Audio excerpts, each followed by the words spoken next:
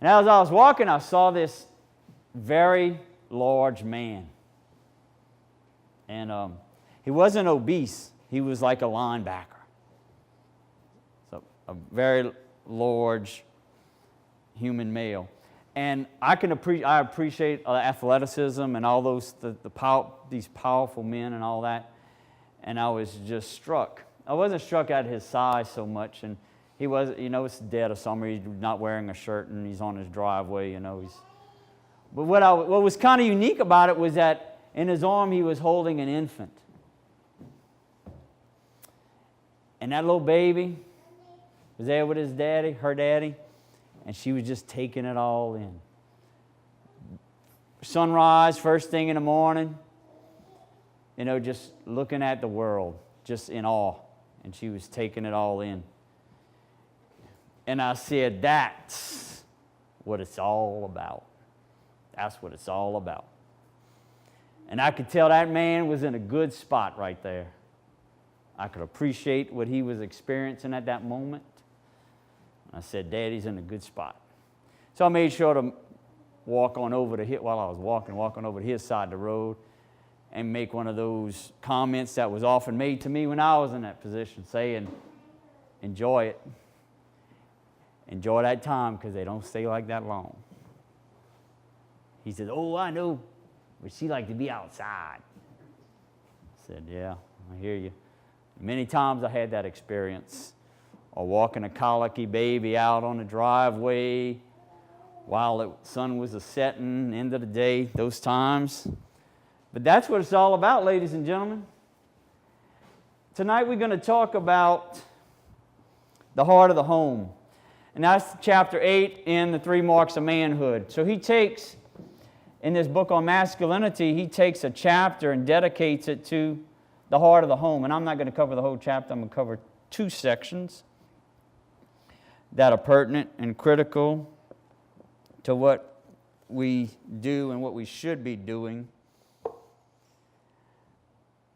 But as far as what it's all about, I'm going to borrow a quote from Kyle Carter's Facebook timeline by Archbishop Fulton J. Sheen, Venerable Sheen. And it says, why do I exist? That is the question very few ever ask themselves. They would not have a 10-cent gadget in their homes for 5 minutes without knowing its purpose. But they will go through life without knowing why they are living.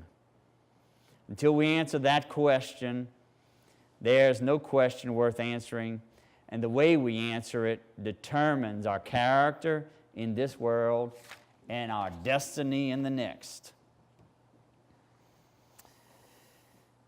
So,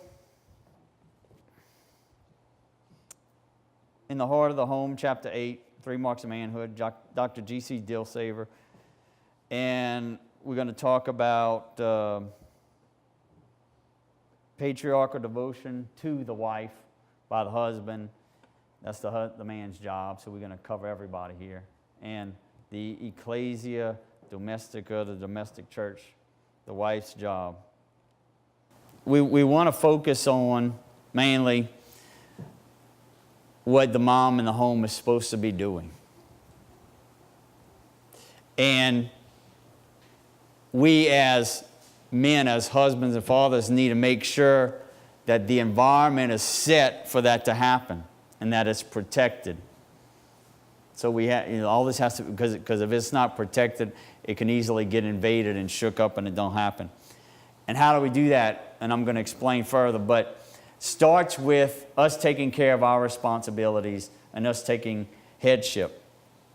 Because when the wife wants to start taking headship, then something bad happens. And before I talk about that, there's this very sinister way that the devil works now. You see, because instead of you saying, well, I know he has to be the head, but we're going to be co-heads. We'll be both leaders. That just shows you how sinister Satan is. And many, many good, knowledgeable Catholic women have bought into this, saying, there's this co-leadership thing. But as Father Van has often said, what do you have when you have a body with two heads? You have a monster. And what happens is whenever that headship role is plugged into and taken over, as Pius XI called it, the heart of the home, the role of the heart is abandoned. And what do you call a body without a heart? Dead. So that's what we need to be aware of and avoid and work toward protecting and sustaining the full body the way it's supposed to be, the body of the family. So in